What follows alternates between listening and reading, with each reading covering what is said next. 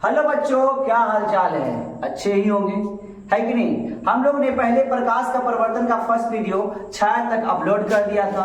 आज second video की शुरुआत करने वाले हैं कि क्या है प्रकाश का परिवर्तन क्या है। छाया हमने बता दिया था कि जब कोई व्यक्ति प्रकाश के गौण पथ पर आकर खड़ा या रख दिया जाता है, जो धरातल पे आकृति गिरती या बनती हो, उसे क्या कहते हैं? छाया कहते हैं। तो हम लोग छाया तक पढ़ चुके थे, मगर हम लोग आज प्रकाश का परिवर्तन पढ़ेंगे कि परिवर्तन का मतलब क्या होता है। परिवर्तन का मतलब होता है टकराकर लौटना। अगर हम हैं तो हमसे प्रकाश का परिवर्तन हो रहा है, तब आपको हम दिख रहे हैं।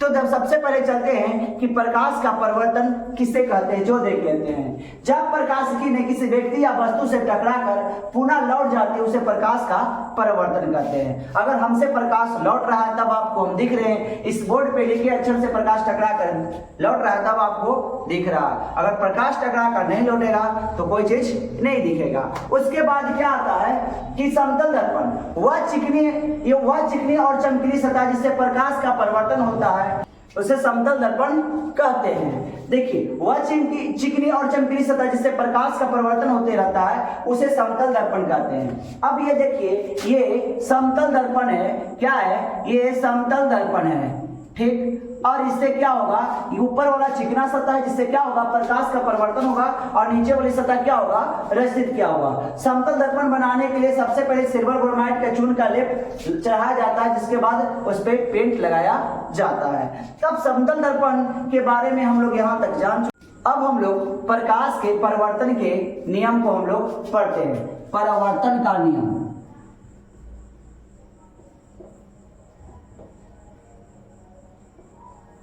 हम लोग अब प्रकाश के परिवर्तन के नियम के बारे में पढ़ते हैं कि प्रकाश का परिवर्तन का नियम क्या कहता है। वर्तन के नियम, आप ध्यान दीजिएगा। परिवर्तन के नियम सीखने से पहले कुछ बातें को हम लोग जानना जरूरी होता है। क्या जानना जरूरी होता है? फिर तो सबसे पहले जानने से पहले एक समतल दर्पण बनाएंगे। समतल दर्पण बना लेते हैं।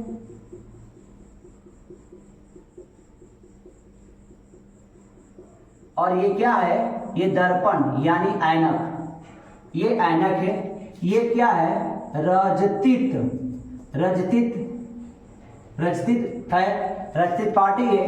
और ऊपर क्या है? ऊपर एक परावर्तक पृष्ठ है, परावर्तक पृष्ठ है। परावर्तक पृष्ठ कहने का मतलब कि जिससे क्या होगा, प्रकाश का परिवर्तन होगा, ठीक। तो देखिए, ध्यान दीजिए कि जब कोई आने वाली किरण को क्या कहते हैं? आपतित किरण कहते हैं। किसी बिंदु वस्तु से आने वाली किरण को क्या कहते हैं? आपतित किरण कहते हैं। तो आपतित किरण किसे कहते हैं? आपतित किरण। आपतित किरण किसे कहते हैं? आने वाली किरण को आपतित किरण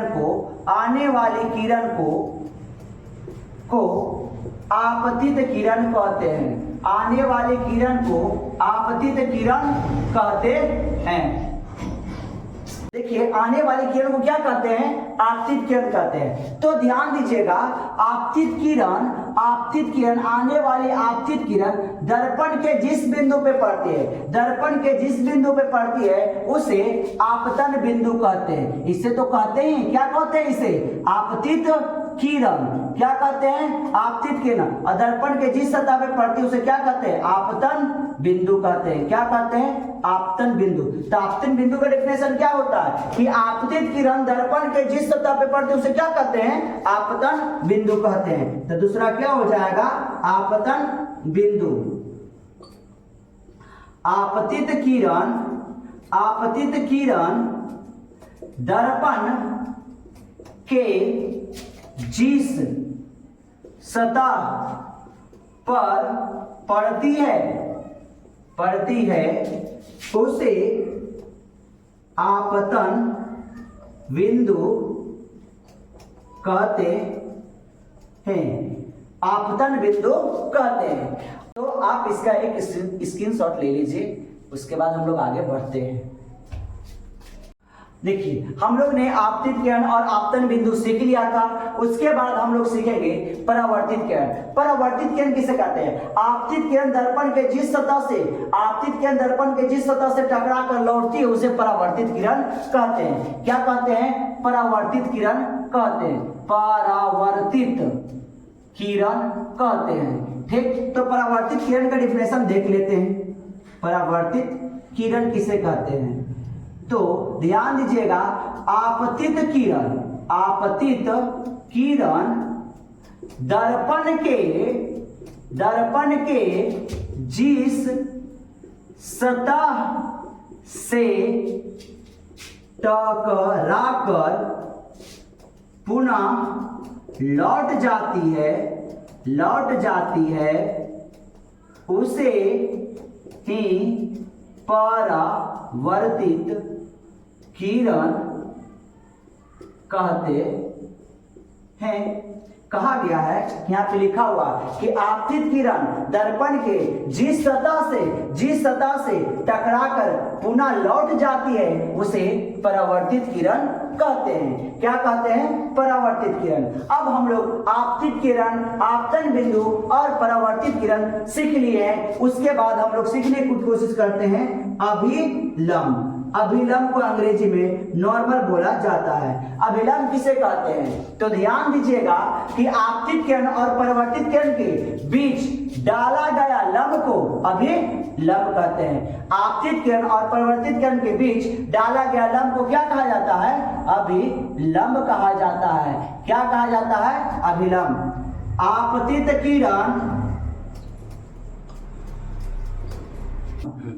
आपतित किरण तथा परावर्तित किरण के बीच डाला गया लंब को अभिलंब कहते हैं।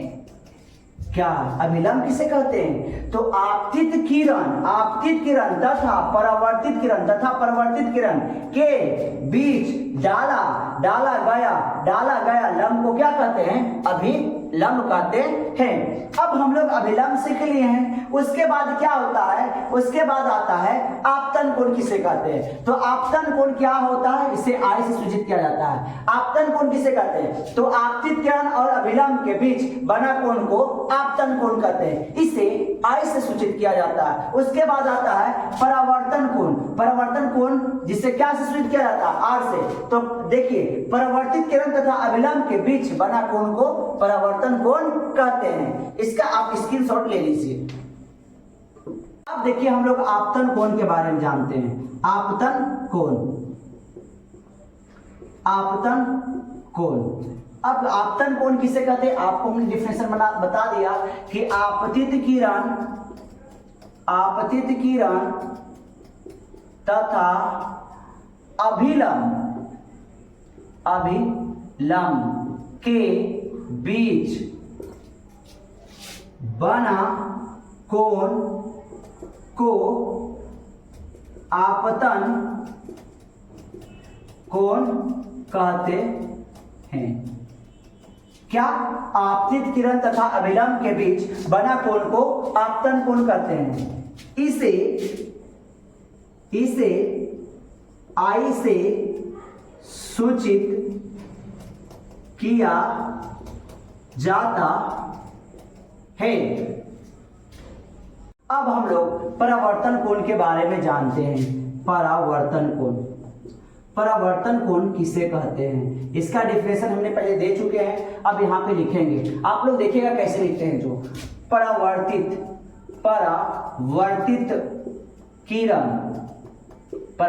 किरण तथा अभिलंब के बीच बना कोण को परावर्तन कोण कहते हैं।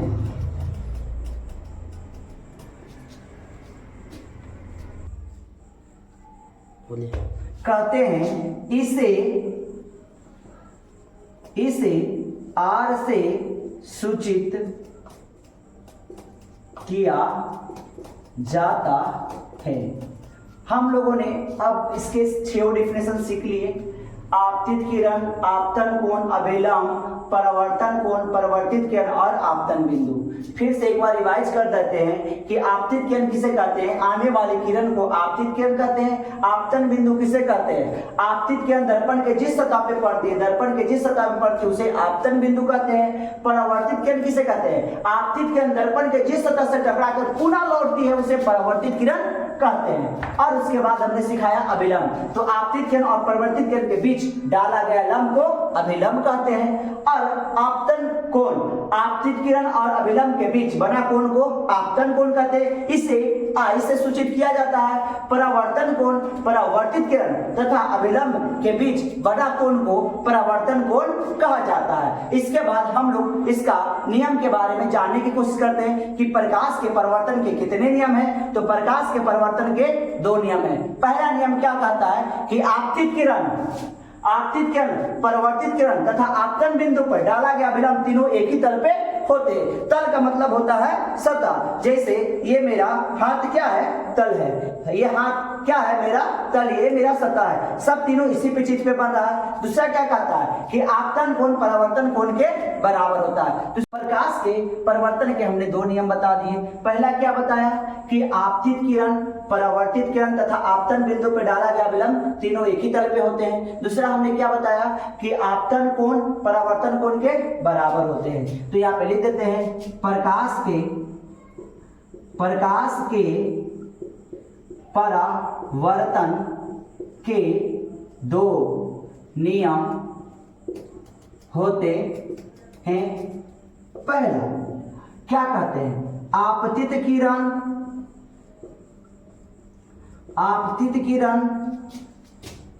आपतन बिंदु तथा परावर्तित किरण पर, आपतित किरण आपतन बिंदु तथा परावर्तित किरण पर डाला गया अभिलंब तीनों एक ही तल पर होते हैं। यह पहला नियम है। आपतित किरण आपतन बिंदु तथा परावर्तित किरण पर डाला गया अभिलंब तीनों एक ही तल पर होते हैं। देखिए दूसरा नियम क्या कहता है कि आपतन कोण आई तथा परावर्तन कोण आर एक दूसरे के बराबर होते हैं। कहता है दूसरा कि आपतन कोण परावर्तन कोण एक दूसरे के बराबर होते हैं। अगर आपतन कोण 30 डिग्री का होगा तो परावर्तन कोण भी 30 डिग्री का होगा। अगर आपतन कोण 30 डिग्री के बनाएगी कोण तो परावर्तन कोण भी 30 डिग्री का बनाएगा। यानी एक दूसरे पे क्या है? एक निर्भर है। समतल दर्पण में कोण का माप कहां से मापा जाता है? तो समतल दर्पण में कोण का माप अभिलंब से मापा जाता है। तो लंब का मतलब क्या होता है? जब लंब पड़ता है सीधे तो कितना डिग्री कोण बनाती है? 90 डिग्री का। ठीक, तो सभी का कोण कहां से मापा जाएगा? अभिलंब से। ठीक ना? तो आपसे पूछेगा कि समतल दर्पण में कोण कहां से मापा जाता है? तो अभिलंब से। इसका एक प्रश्न लेकर समझते हैं न्यूमेरिकल। देखिए किसी समतल दर्पण में आपतित किरण 30 डिग्री का कोण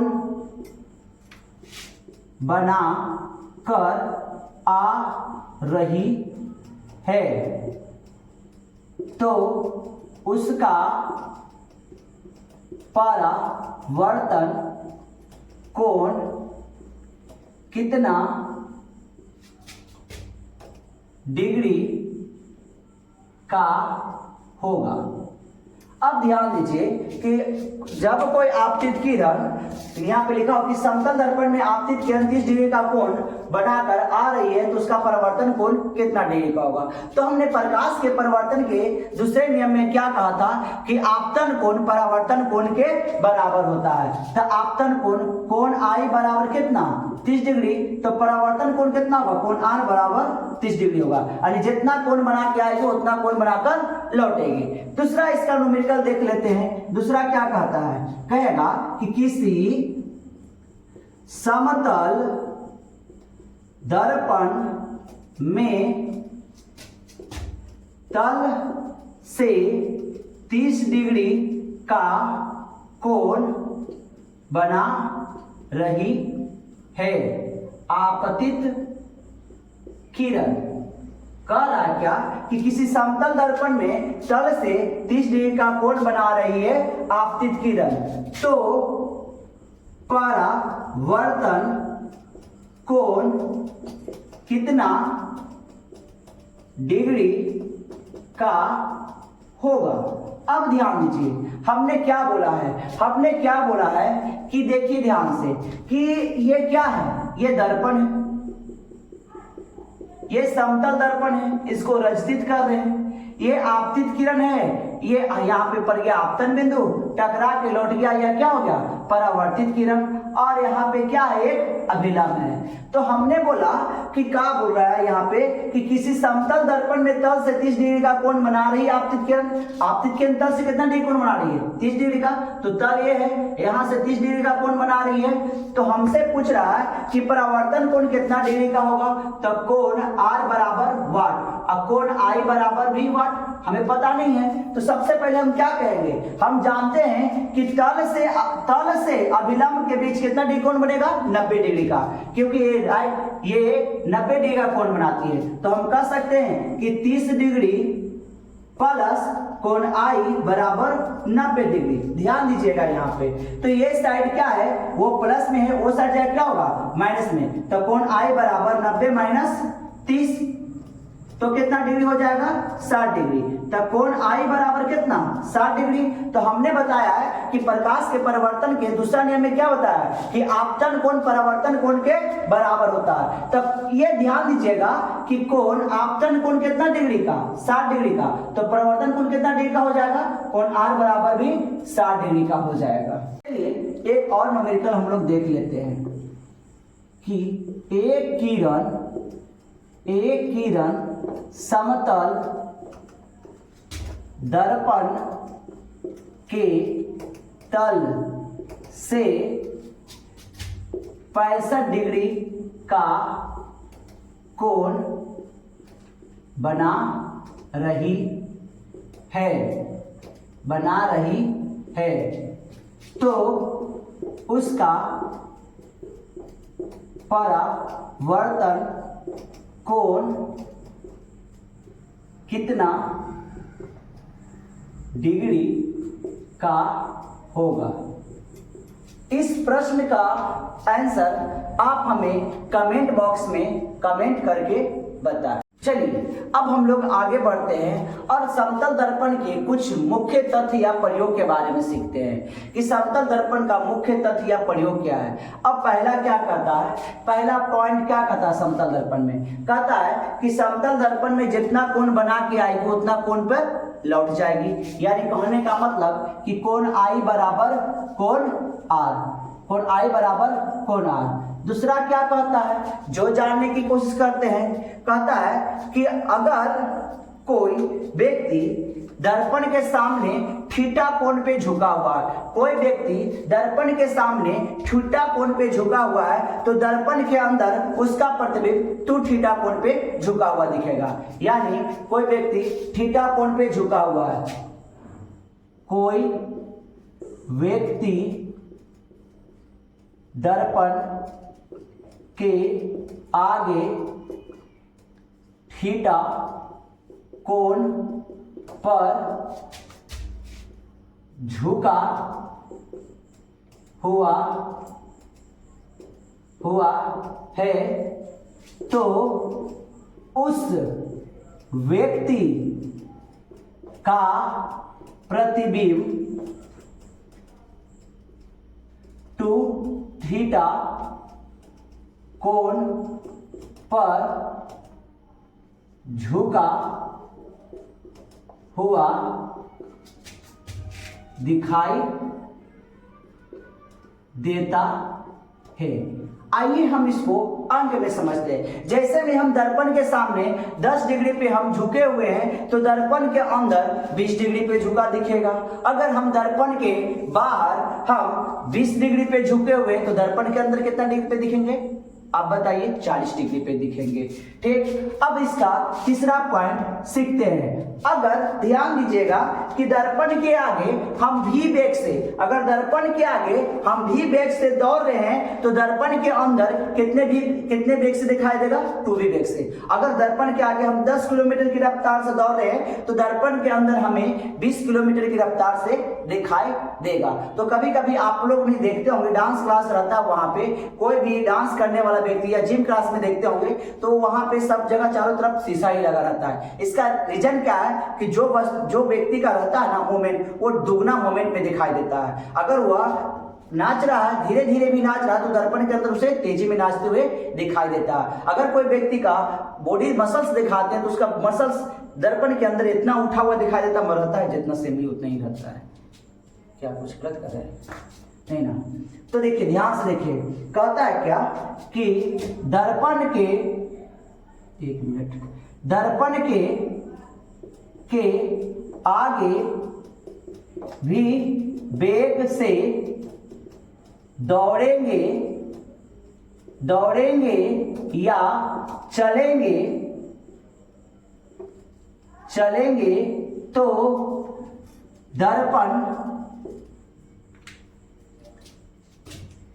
के अंदर 2v वेग से दिखाई देगा।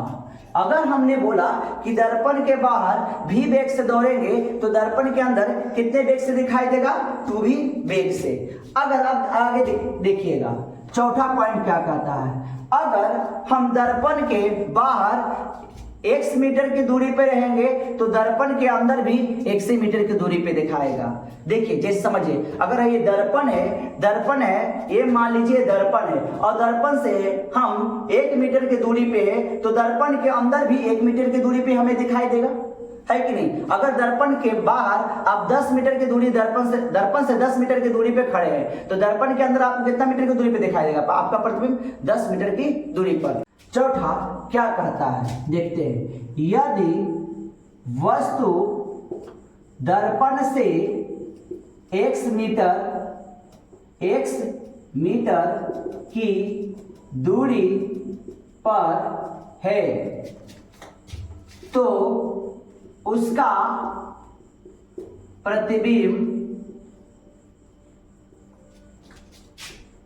दर्पण के अंदर x मीटर की दूरी पर दिखेगा। यानी कहने का मतलब कि दर्पण से हम जितना मीटर की दूरी पर रहेंगे उस दर्पण के अंदर उतना मीटर की दूरी पर ही दिखेगा। अगर आगे बढ़ते हम लोग, पांचवा क्या कहता है जो देखते हैं। अगर किसी व्यक्ति का पूरा प्रतिबिंब बनाना है तो उसकी आधी लंबाई का दर्पण चाहिए। जैसे में हम 5 फीट के हैं तो हमें कितना फीट का दर्पण चाहिए? 2.5 फीट का चाहिए। तो यहाँ पे ध्यान दीजिएगा, पूरे शरीर का प्रतिबिंब बनाने के लिए शरीर के लंबाई के आधा दर्पण होना चाहिए। आप लोग फिर से समझिए कि पूरे शरीर का प्रतिबिंब बनाने के लिए शरीर की लंबाई के आधा दर्पण होना चाहिए। अगर हम 5 फीट के हैं यानी हम लोग मान लेते हैं कि हमें 6 फीट का हूं तो हमें पूरा प्रतिबिंब दर्पण में बनाने के लिए कितना फीट का आना चाहिए? तो 3 फीट का चाहिए। यही यहाँ पे कहना चाह रहे हैं। और छठा क्या कहता है? छठा कहता है कि या समतल दर्पण का उपयोग पेरिस्कोप में किया जाता है। पेरिस्कोप में, जैसे पेरिस्कोप में समतल दर्पण का उपयोग, पनडुब्बी जहाज में ही पेरिस्कोप का प्रयोग होता है। क्योंकि जानते हैं पेरिस्कोप बनाने, देखिए पेरिस्कोप को ध्यान देते, पेरिस्कोप कैसे रहता है, जो देखिएगा ध्यान से, वह उस पर कितना डिग्री पे झुका रहता है जो भी आपको बताएंगे। पेरिस्कोप ऐसे रहता है, यहाँ पे 45 डिग्री पे एक समतल दर्पण रहेगा, यहाँ पे समतल दर्पण रहेगा, और जब कोई ऊपर से कोई वस्तु आ रही है तो उसका प्रतिबिंब यहाँ से आती है और यहाँ से टकराने के बाद और यहाँ पे कोई व्यक्ति खड़ा रहता है, उसको क्या होता है, ये दिखाई देता है। तो आपको पता होना चाहिए कि समतल दर्पण का उपयोग क्या में किया जाता है, पेरिस्कोप में। जिस पेरिस्कोप यह कहाँ किसमें उपयोग होता है, तो पनडुब्बी जहाज में उपयोग होता है। जो बच्चों प्रकाश के परिवर्तन का फर्स्ट वीडियो नहीं देखे वो जाकर देख ले, इसका लिंक डिस्क्रिप्शन में दिया हुआ है। तो हाँ बच्चों, आपको यह वीडियो कैसा लगा हमें कमेंट बॉक्स में कमेंट करके बताएं। वीडियो को लाइक एंड चैनल को सब्सक्राइब कर दें और जल्द ही इसका थर्ड वीडियो अपलोड कर देंगे। Thank you.